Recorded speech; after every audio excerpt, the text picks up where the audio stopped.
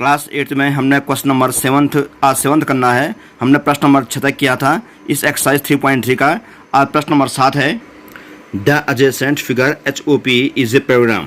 Find the angle measures X, Y and Z। State the properties you can to find them. यहाँ पर लिखा है कि adjacent figure HOP is a parallelogram. जो आसन चित्र दे रखा है यहाँ पे एक फिगर है, यहाँ पे ये एक पैराग्राम है HOP, यानी कि चित्र जो बगल में दे रखा है उसने, ये एक पैराग्राम है, उसका नाम है HOP होप, यानी कि बगल में HOP एक क्या है, पैराग्राम है, यानी कि समांतर चतुर्भुज है। Find the angle measures X, Y and Z। आपको जो है एंगल X, Y, Z की माप निकालना है। State the properties you can use properties you use to find them. आपको प्रॉपर्टी भी लिखनी है जो आपने इसको प्रयोग करने में क्या है, यानी कि आपने किस प्रॉपर्टी का प्रयोग किया है उस प्रॉपर्टी का आप नाम भी लिखिए। तो उसने ये कहा है कि चित्र बगल में चित्र है, आसन चित्र में HOP एक समांतर चतुर्भुज है। आप X, Y और Z के मान निकालिए। आप कोण X, Y, Z के मान निकालिए और आपने इनको मानों को निकालने के लिए किस नियम का प्रयोग किया है आप उन्हें भी बताइए, यानी कि उस प्रॉपर्टी का प्रयोग कीजिए, उस प्रॉपर्टी का नाम बताइए जिस प्रॉपर्टी के द्वारा आपने, जिस गुण के द्वारा आपने ये X, Y और Z के मान निकाले हुए हैं। तो ये HOP है एक पैराग्राम जो कि बुक में था। HOP पैराग्राम है। देखिए आप यहाँ पर आपने X भी निकालना है, Y भी निकालना है, Z निकालना है और आपने X, Y, Z जो निकाले हैं ये किस प्रॉपर्टी से निकाले हैं उनका नाम भी लिखना है। तो आप यहाँ पर ढूंढिए प्रॉपर्टी को। मान लीजिए यहाँ पर ये कोई कोण है, आप देखिए इसने कहा कि चूंकि HOP क्या है, पैराग्राम है और आप जानते हैं पैराग्राम में क्या होता है, समांतर चतुर्भुज। और आप पैराग्राम के नियम जानते हैं कि पैराग्राम के सम्मुख भुजाएं क्या होती हैं, समांतर होती हैं। तो यहाँ पर ये माने कि EP और HO दोनों क्या हैं, समांतर हैं और PH क्या एक तिर्यक रेखा है। तो देखिए PE दो समांतर रेखाओं को जब कोई रेखा काटती है, दो पैरेलल लाइंस को जब कोई ट्रांसवर्स लाइन क्या करती है, काटती है, तो हमेशा क्या होता है, एकांतर कोण यानी कि अल्टरनेट एंगल क्या होते हैं, बराबर होते हैं। तो आप यहाँ पर समझ सकते हैं इसको। देखिए ये EP, देखिए इसको मैं बना रफा करती, ये रेखा ये है EP वाली, ये EP है और यहाँ देखिए ये HO है, ये क्या है HO ऐसे आ रही है और यहाँ से इसको काट रहे कौन सी रेखा, ये रेखा काट रही है, ये वाली, ये PH। तो देखिए ये HO है। तो आप देख रहे हैं ये EP है, यहाँ पे E है, ये EP, ये HO और PH क्या है ना काट रही है, तो ये PH देने काट रही है। ऐसा आप देख रहे होंगे ये कोण और ये कोण क्या है, बन रहे हैं कहाँ, अपोजिट डायरेक्शन में बन रहे हैं, यानी कि विपरीत दिशाओं में बन रहे हैं। और जब कोण विपरीत दिशाओं में बनते हैं उन्हें बोलते हैं एकांतर कोण यानी कि अल्टरनेट एंगल। आप देखिए यहाँ पे कौन सा कोण होगा ये देख लेंगे बाद में। यहाँ पर कौन सा कोण है अभी इसको समझिए कि यहाँ पे लिखा उसने क्या, यहाँ पर कोई नाम नहीं लिखा उसने कोण का, जबकि यहाँ Z लिखा हुआ है। अच्छा एक एकांतर कोण हो गया। आपको मैं एक और बता रहा हूँ, इस चित्र में EH और PO, ये देखिए एक EH है एक PO है, दो रेखाएं क्या है, ये भी समांतर हैं क्योंकि HOP एक समांतर चतुर्भुज है। समांतर चतुर्भुज के दोनों युग्म क्या होते हैं, सम्मुख रेखाओं के सम्मुख भुजाओं के दोनों युग्म क्या होते हैं, समांतर होते हैं। तो EP और HO ये भी पैरेलल है और EH और PO ये भी क्या है, पैरेलल हैं। तो यहाँ देखिए ये है लिखा हुआ है क्या, EH और ये क्या है PO, ये भी क्या है, पैरेलल हैं और उन्हें ये काट रही थी, ये रेखा काट रही है, ये वाली वही जो यहाँ काट रही थी वही ये ने काट रही है। तो ऐसे में देखिए ये और ये दोनों में एकांतर कोण है, ये दोनों में एकांतर कोण है यानी कि अल्टरनेट एंगल हैं, क्योंकि दोनों क्या बन रहे हैं, विपरीत दिशाओं में यानी कि अपोजिट डायरेक्शन में दोनों कोण बन रहे हैं। तो अब देखिए यहाँ पे बन रहा है 40, यहाँ बन रहा है Y। चित्र में देखिए यहाँ पर क्या है 40 डिग्री कोण है और यहाँ पर क्या है Y है।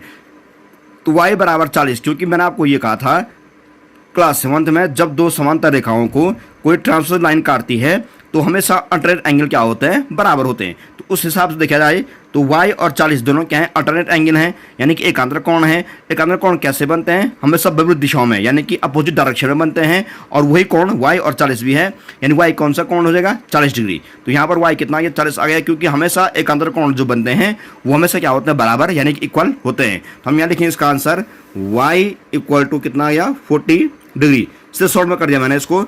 और Y, ये Y 40 क्यों आया है, इसके हिसाब से यहाँ पर Y और 40 दोनों क्या एकांतर कोण है। अब प्रॉपर्टी का नाम क्या आएगा, एकांतर कोण यानी कि alternate, ALTER alternate angle, ANGLE। तो प्रॉपर्टी का नाम है अल्टरनेट एंगल से दोनों Y कितना है, 40 आया है। हमने Y निकाल दिया है। अब X और Z निकालना है। अब Y आ गया है कितना, 40। अब देखिए यहाँ पर एक त्रिभुज बना हुआ है, आपने क्लास 7 में पढ़ा हुआ है किसी त्रिभुज का बहिष्कोण उसके सम्मुख अंतःकोणों के योग के बराबर होता है। यानी कोई भी ट्रायंगल है उसका जो एक्सटीरियर एंगल है उसका सम कितना होता है, दोनों इंटीरियर एंगल्स के सम के बराबर होता है। यानी कि जो 7 डिग्री आ रखा है, जेड और वाई का योग 70 होना चाहिए। आप ये मानिए, क्योंकि जो है आप यहाँ पर इसको देखिए समझे अलग से, ये चित्र है वो देखिए, ऐसा एक फिगर है यहाँ पे, ये ट्रायंगल मैंने बना रखा है अलग से, ये है वो ट्रायंगल POH ट्रायंगल को मैंने यहाँ पर अलग से बना दिया है। ये P है, यहाँ देखिए ये O है और ये क्या है, H है। तो POH ट्रायंगल है। इस POH में यहाँ पर जो हमने इस भुजा को HO को हमने आगे बढ़ा रखा है, तो ये क्या है, एक्सटीरियर एंगल यानी कि बहिष्कोण। मैंने आपको साथ में पढ़ाया था, किसी भी ट्रायंगल का जो बहिष्कोण होता है यानी कि एक्सटीरियर एंगल होता है, हमेशा उसके अपोजिट दोनों इंटीरियर एंगल्स के सम यानी कि योग के बराबर होता है। यानी कि एंगल वाई और एंगल जेड का जो योग होगा, उनको जोड़ के जो आएगा वो क्या होगा, 70 होगा। हम जानते हैं कि y की वैल्यू कितनी आ रखी है, 40, यानी आप यहाँ पर मानिए 40 अंश, ये 40 अंश है, 40 और जेड का योग 70 होगा नियमानुसार। ये कौन सा नियम है, त्रिभुज का बाह्य कोण योग गुण। तो यहाँ देखिए त्रिभुज का बाह्य कोण गुण है, ये प्रॉपर्टी का नाम है त्रिभुज का बाह्य कोण। तो यहाँ पर जो 70 डिग्री है, बाहर जो कोण बना हुआ है वो 70 डिग्री इन दोनों कोणों के योग के बराबर है। मैंने y और z को जोड़ के क्या आएगा, 70 आएगा। तो आप देखिए यहाँ पर y कितना रखा है, 40 आ रखा है, 40 + 30 होता है 70, तो यानी कि z कितना है, 30 है। क्योंकि मैंने आपको कहा कि बाह्य कोण जो होता है हमेशा उसके अपोजिट यानी कि सामने के दोनों अंतः कोणों के यानी इंटीरियर एंगल के कोणों के सम यानी कि योग के बराबर होता है। यानी कि y और z जोड़ के जो आएगा वो 70 के बराबर होगा। हम जानते हैं y कितना है, 40 है, तो 40 + 30 कितना होगा, 70 होता है, तो यहाँ पर 30 हो जाएगा। तो z आ गया कितना, 30। तो y z निकालने के लिए क्या करेंगे, z की वैल्यू निकालने में कैसे निकालेंगे, z की value 70 degree minus y, 70 degree minus y, और 70 डिग्री माइनस y कितना रखा है, 40 डिग्री इक्वल टू कितना आ गया, ये 30 डिग्री। तो यानी z कितना आ गया, 30 अंश। तो ये कौन सा नियम है, ये नियम है त्रिभुज का बाह्य कोण गुण, एक्सटीरियर एंगल प्रॉपर्टी, या इसको लिखिए exterior angle property of triangle. त्रिभुज का बाह्य कोण योग, बाह्य कोण गुण, हमने उस प्रॉपर्टी का प्रयोग करके हमने ये मान भी, z की वैल्यू भी निकाली है। अब बचा आपका x का मान चित्र में। अब देखिए x का मान कैसे निकाल सकते हैं, ये देखिए HPE या EPH जो भी है वो HEP एक ट्रायंगल है, और हम जानते हैं ट्रायंगल की किसी ट्रायंगल के तीनों कोणों का योग कितना होता है, 180 अंश होता है। हम उससे भी निकाल सकते हैं, या नहीं उससे पहले देखिए ये मैंने आपको समझाया था अभी, EP और HO दोनों पैरेलल हैं, ये ना काट रही है, तो ऐसे में Z और ये कोण क्या होंगे, बराबर होंगे। हमें यहाँ पर ये कोण पता करना है, Z कितना रखा है, अभी आपको Z पता है आपने 30, हमने Z की वैल्यू प्राप्त की है वो 30 है। चूंकि Z 30 है तो यहाँ पर आप मानिए 30 अंश का है। अगर ये 30 अंश का है तो ये भी कितना होगा, 30 अंश का।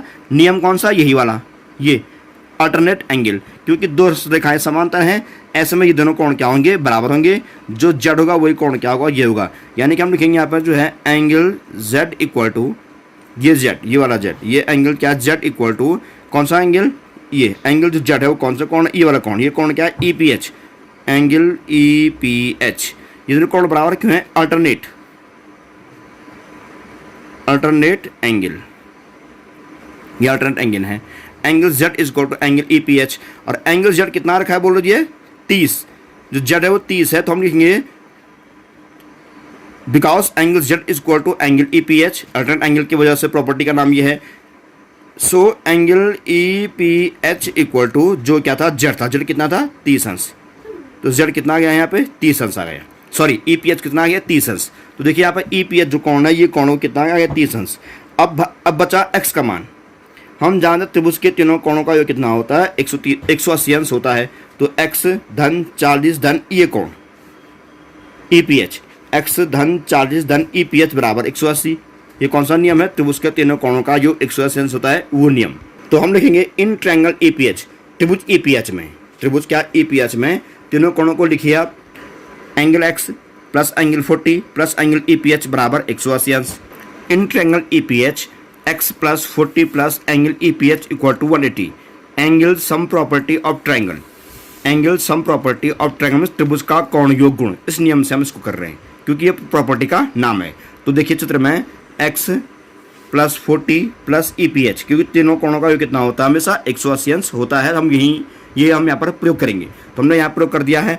हम जानते हैं कि हमें x की वैल्यू निकालनी है, x प्लस क्या 40 डिग्री प्लस EPH कितना रखा है, देखिए 30, तो यहाँ लिखेंगे हम क्या, 30 अंश बराबर क्या, 180 अंश। अब और इसको सॉल्व कीजिए, 40 30 को जोड़िए तो इसको सोल्व करके आया x इक्वल टू 110 डिग्री, यानी कि हमने इनको जो ऐड किया 70 आया, हम 70 को हमने इधर ले गए, माइनस प्लस का माइनस हो गया, घटा के आ गया 110, तो x आ गया 110, हमने y भी निकाला था ऊपर से 40 और z निकाला था कितना 30, तो हम तीनों को लास्ट में लिख देंगे। Hence x equal to 110 degree, y equal to 40 degree and z equal to 30 degree. अब नेक्स्ट क्वेश्चन है, नाउ क्वेश्चन नंबर 8, 8वां है, the following figure GUNS and RUNS are parallelograms, find x and y length are in centimetre. तो the following figure GUNS and RUNS are parallelograms, दिए गए चित्र में GUNS और RUNS दो क्या है पैराग्राम है।